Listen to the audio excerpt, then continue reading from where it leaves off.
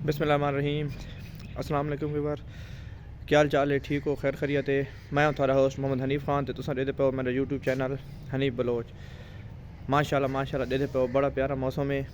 सुबह सवेरे धुप निकल आई है। डी आंदा पे पिछों सही तस्वीर नहीं आती पई, मैं ये मुँह की तह चा ते बाकी सुनाओ जी, खैर खैरियत है? ठीक हो? तबीयत से ठीक है? माशाल्लाह माशाल्लाह। दिसंबर लग गए, अज दिसंबर की दूजी तारीख है तो अस हम तैयार थी कि स्कूल वेंदे पे आए। हाले ताईं मौसम जो है माशाल्लाह बड़ा सुहाना है, बड़ा ज़बरदस्त मौसम है।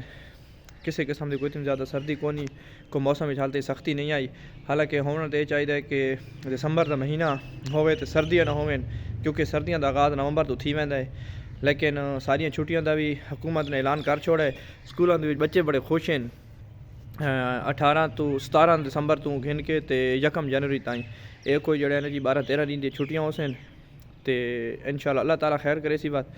तो मैंने तो लगता है गवर्नमेंट ये फैसला पता नहीं कि'यां कीता है, क्योंकि सारे को सर्दी जी है ना वो दिसंबर की निस्बत जनवरी के सर्दी की शिद्दत ज़्यादा होंगी है। तो पिछले साल उन्हें 2 फेज़ बनाया, जेह्ड़ी जहादों ते सर्दी ज़्यादा आई उन्हें पहले छुट्टियां कर छोड़ियां, जिथे सर्दी लेट आई बाद च आई उत्थे उन्हें छुट्टियां लेट कीतियां। तो असां पहले ये सोची वधे असे सारा भी जहन ये अस उस लिहाज नाल बच्चों को पढ़ाई करेंगे पे कि दिसंबर का महीना पूरा अगर सारी पढ़ाई हो वञे तो सारा सिलेबस काफ़ी हद तक बल्कि 60 to 70% सारा सिलेबस कवर थी वञे। तो जी अस तरतीब नाल जी प्लैनिंग नाल चलते पे। लेकिन हुण माशाल्लाह बात असां थोड़े जे पिछे रहे वेसाएं। सारी पैक की जी है दूजी सीरीज़ इम्तिहान भी आई, देखो उस बारे के बनता है। तो बच्चों जोड़े तो बड़ी इस चीज़ की बड़ी टेंशन है, सानू आप भी टेंशन है कि पढ़ाई सानू जिस तरीके नाल चलती पई छुट्टियां आनियां तो एक फ्लो जोड़ा है वो सारा त्रुट वैंदा है। तो इस बारे बड़ी तशवीश है। वालदैन नू चाहिए है कि बच्चों उत्ते भरपूर तवज्जो देवें। सारे को बहुत बड़ा मसला है, अक्सर वालदैन बच्चों उत्ते बिल्कुल तवज्जो नहीं देते पे। सानू इस चीज़ का बड़ा इशू आंदा पिया है कि बच्चों को अक्सर तो वालदैन ये भी पता कौन कि सारे बालों की हालत के अक्सर वालदैन को हैरानगी की गल है कि उन्होंने ये भी पता कौन कि सारे बाल किहड़ी क्लास च हैं। ये सारा अक्सर तलख तजर्बा थींदा रहिंदा, क्योंकि अक्सर वालदैन गिनण आए वधु उन्हें बच्चों को कम होवे, कोई खुशी गमी होवे, कोई शादी होवे तो वालदैन पता ही कौन होंदा कि सारा बच्चा किहड़ी क्लास है जी। तो सानू बात उन्होंने ढूंढण वास्ते बड़ी मसला पेश आंदा है।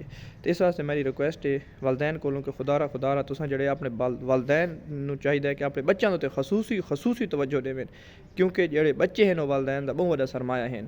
तो हुण मैं माशाल्लाह तैयार थी कि स्कूल वेंदा पियां जी। अल्हम्दुलिल्लाह 8:15 तकरीबन थींदे पे हैं।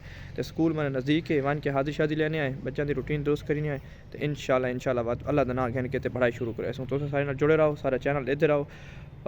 हनीफ थाट्स नू सब्सक्राइब भी करो, इसमें अगर शेयर भी करो ताकि सारी हौसला अफजाई थी और अच्छे कमेंट सारी आगाही भी और हौसला अफजाई भी करो। अल्लाह हाफिज़।